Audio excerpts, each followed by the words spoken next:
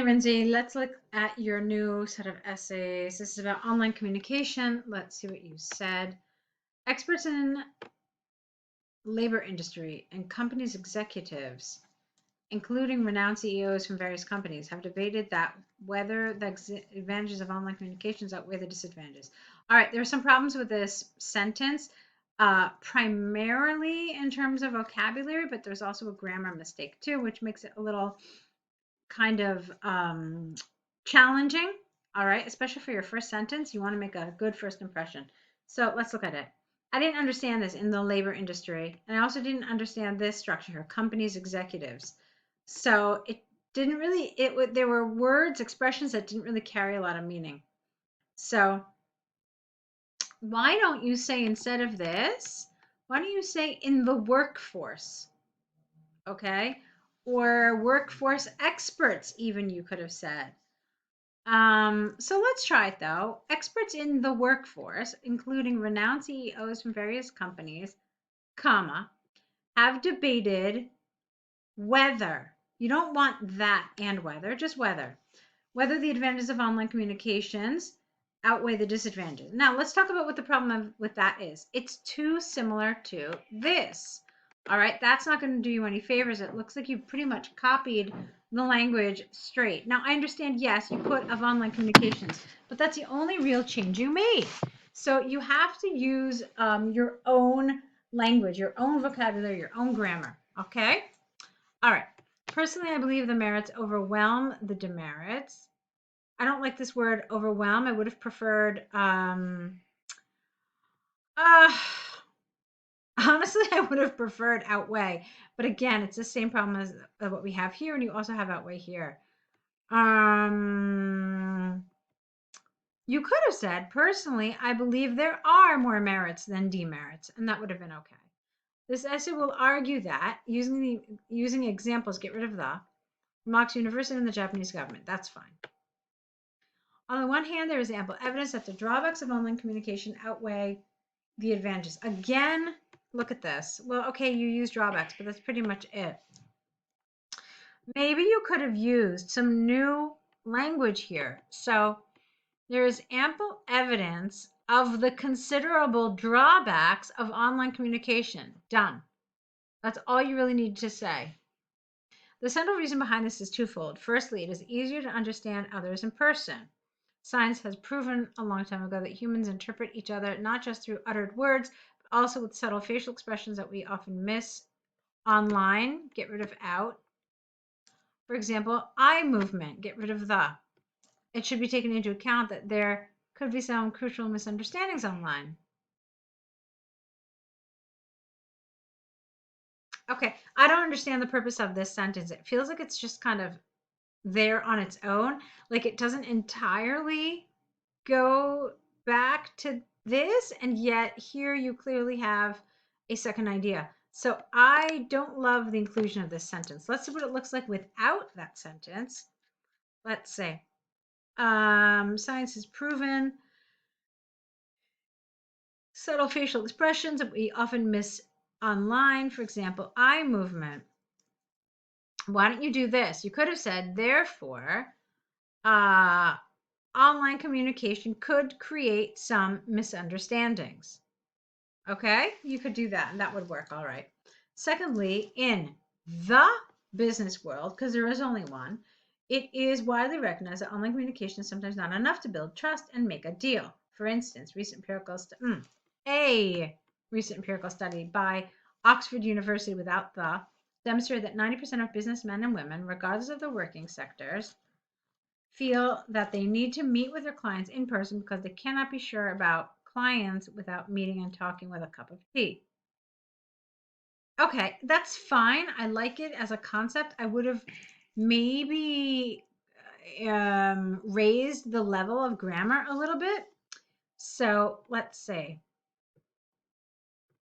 okay, so businessmen and women feel that they need to meet with their clients in person because let's see, they do not develop a relationship of trust without meeting and talking with a cup of tea. You could have said something like that. I would have been all right with that. Okay. I don't like that you hit enter here. I don't understand why you chose to do that. So I would have probably avoided doing that. Because it looks like you're almost starting a new paragraph, and that's not so great. It must be forgotten that although communicating online is getting more common, it is conclusive. I don't know what you mean here. Do you mean it must not be forgotten that although communicating online is getting more common, it is conclusively clear that there are some drawbacks with it? All right, that makes sense, but not it must be forgotten. I think you mean it must not be forgotten. All right, so let's move on. On the other hand, although there is a case uh, for, I don't know what you mean here, offline. I guess you mean like in person. Okay, meetings, enriching business. The favorable impact of communicating online cannot be underestimated. This is largely because it can enable workers to utilize their time wisely. For example, an extensive study uh, by the Japanese government suggests that if online meetings were widely introduced, workers could reduce their time working, not on, by almost 2 hours. This is a realistic option since office workers in Japan spend enormous amounts with an S of time. I don't know why you keep calling them offline. I really would have preferred it if you called them face-to-face meetings, okay, or in-person meetings. Let's see.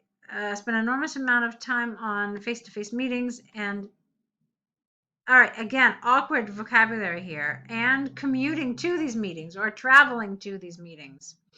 Thus, it is possible to state beyond doubt that online communication has many benefits that can not overwhelm. That's the wrong word. Overwhelm has a negative meaning. You mean something else. You mean that can compensate for or that can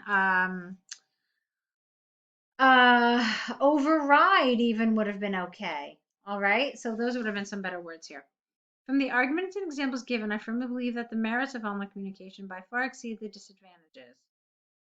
It is predicted that online communication will increasingly grow in importance within not the people, but within the business world. I think that would have been better, would have been a more precise way of saying this. So I think a lot of this is good, but as you can see, there were a number of errors throughout in terms of vocabulary, some grammar. And then some more other sort of structural things. Okay. But on the whole, you're on the right track. So keep at it, keep going. Okay. Let's see. I like the structure was good on the whole. You know, like your understanding of how to organize your paragraphs is good. So let's take a look at this one about the school subjects in Germany. The pie chart describes the percentages of students who chose 9 different subjects, get rid of the, in Germany in 2017. According to the chart, maths, PE, history, and physics gained their biggest number of students, while geography, IT, and biology gained far less compared to the former 4 subjects. All right, so a couple of things here. I want you to be careful when we're talking about percentages. You don't want to use the word number. And then I didn't like this word gained because gained implies some sort of change over time. There is no change. You're just looking at a moment in time in Germany. Okay, so I want to change those 2 vocabulary words for sure.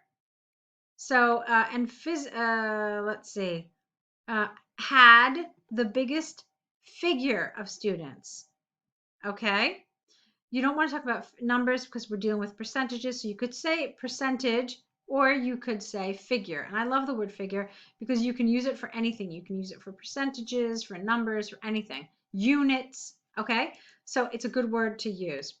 So physics had the biggest percentage of students or figure of students, while geography, IT, and biology, you could say ranked maybe far lower compared to the former 4 subjects, and that would have been okay. I didn't like this, the one. It's not a good way to start a paragraph. So why don't you start with the word the subject? So the subject that was most popular among German students was PE at 22.9%, followed very closely by history with the figure of 22.4. Maths and physics, apparently the third and fourth most popular. Don't talk about fame, talk about popularity. No, you need a verb here. There is no verb. Maths and physics were apparently the third and fourth most popular within the 9 subjects at 19.5 and 18.1. Now, here I feel like you could have done a little more. I think you maybe could have done a little math, or maybe you could have highlighted what some of this means. So you could have said something like the first 2 most popular subjects were just above 20%, while the third and fourth most were just below 20%. And then you could do stuff like that, or you can say how they relate to each other. You could say, for example, that physics was 1.4% less than math. So try to do some of these things to make the vocabulary a little more interesting, to vary your language a little bit. So, on the contrary, here is not the expression you want to use. I see a lot of IELTS students using this expression wrong. We don't use it like this. And what you could have done here was in contrast. That would have been fine. So let's try that.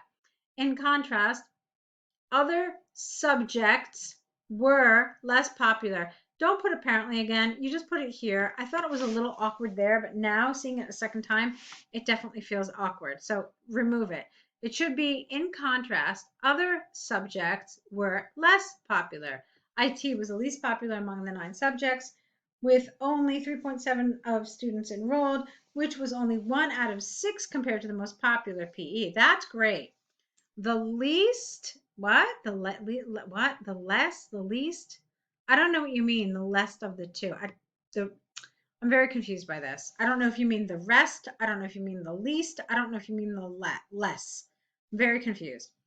The last, maybe the last of the two. I have no idea. The remaining 2 subjects, you could have said, geography and biology, gained, again, I don't like that word gained, 6.4 and 7.1 of students respectively. All right, so what you can probably guess here is that my concern with this task 1 is with the vocabulary.